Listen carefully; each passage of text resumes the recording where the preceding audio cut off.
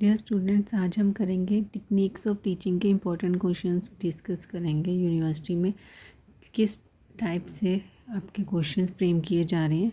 सबसे पहले है हमारे पास यूनिट वन में से फर्स्ट पार्ट में से हमें जो क्वेश्चंस आ रहे हैं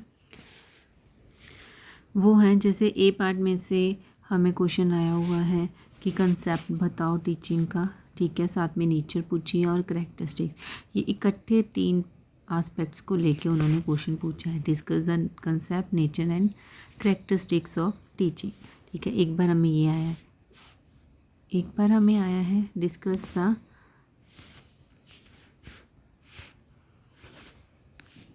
मैगजीम्स ऑफ टीचिंग, कि मैगजीम्स क्या है टीचिंग के, बट उन्होंने अकेले मैगजीम्स नहीं पूछे, उन्होंने बोला है कि by quoting the relevant examples. तो मैगजीम्स हमेशा जब भी आपको पढ़ने हैं विद एग्जांपल्स पढ़ने हैं, क्योंकि वो मैगजीम्स हमेशा एग्जांपल्स के साथ ही पूछते होते हैं। उसके अलावा हमें ए पार्ट में से एक बार आया है नेचर और मैगजीम्स को इकट्ठा करके, ठीक है। नेचर पूछ लिया और साथ में मैगजीम पूछ लिया है। तो हमें क्या क्या आया है, नेचर आया है, प्रिंसिपल्स आए हुए हैं, करेक्टरिस्टिक्स आए हुए हैं, मैगजीम आए, मतलब ए पार्ट हमें सारा आया हुआ है।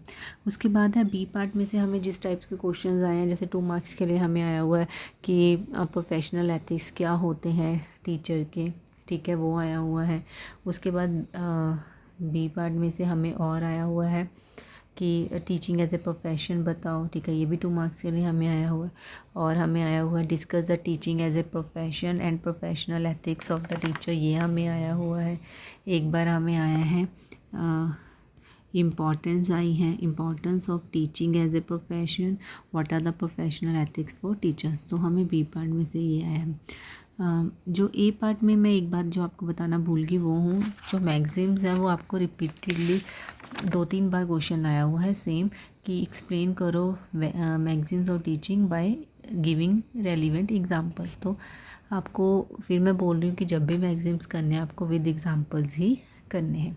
उसके बाद है सी पार्ट में से हमें जो क्वेश्चन आया हुआ वो जैसे आया हुआ एक बार हमें ऐसे है, डिस्कस द कंसेप्ट, ठीक है, concept of reflective teaching and strategies के साथ आया, ठीक है।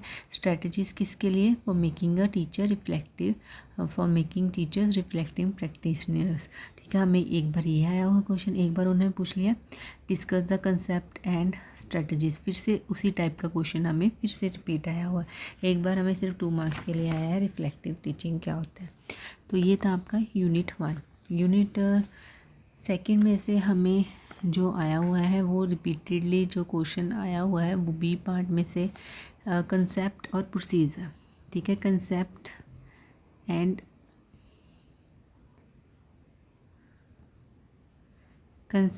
प्रोसीजर ऑफ माइक्रो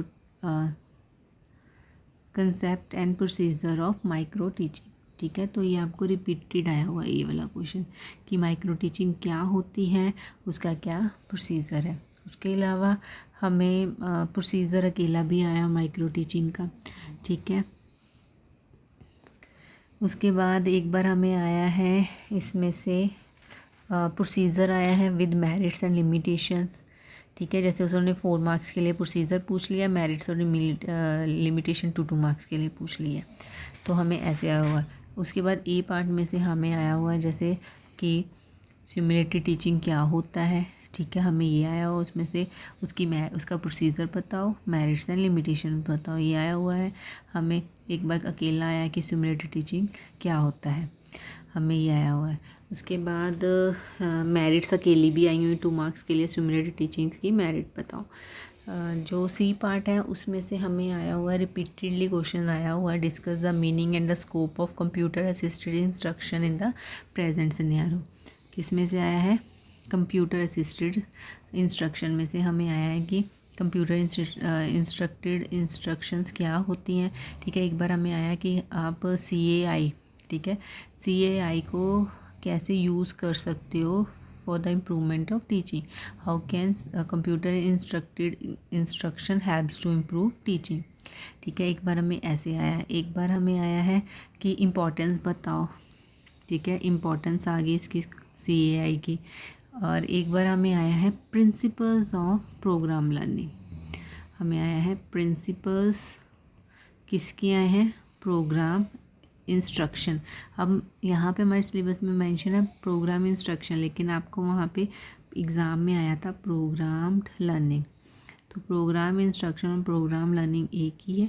अगर आपको लर्निंग आता तो घबराना नहीं है, प्रोग्राम इंस्ट्रक्शंस ही हैं, ठीक है। तो ये था आपका यूनिट बी सेकंड, ठीक है। थर्ड यूनिट में से आपको जो क्वेश्चन रिपीटेडली आए हुए हैं वो हैं सबसे पहले ए पार्ट में से कि concept, characteristics and assumptions of the model of teaching. Concept, characteristics and assumptions of model of teaching, ये आया हुआ है। उसके बाद रिपीटेडली में आया हुआ है अकेला, यहाँ पे हैं आपके एलिमेंट्स ऑफ टीचिंग मॉडल, ठीक है। तो ये आपको काफ़ी बार आया हुआ है एलिमेंट्स ऑफ टीचिंग मॉडल। उसके अलावा आपको अजम्पशंस एंड एलिमेंट्स भी आए हुए हैं, उन्होंने इन दोनों की कॉम्बिनेशन के साथ आपको क्वेश्चन दे दिया है। उसके बाद 2 मार्क्स के लिए आपको अकेला करैक्टरिस्टिक्स आया है, ठीक है। और आपको बी पार्ट में से आया है, बी पार्ट में से कंसेप्ट अटेनमेंट मॉडल में से आपको आया है कि कंपोनेंट्स, वेरियस कंपोनेंट्स बताने हैं कंसेप्ट अटेनमेंट मॉडल के, ठीक है, ये आया हुआ आपको।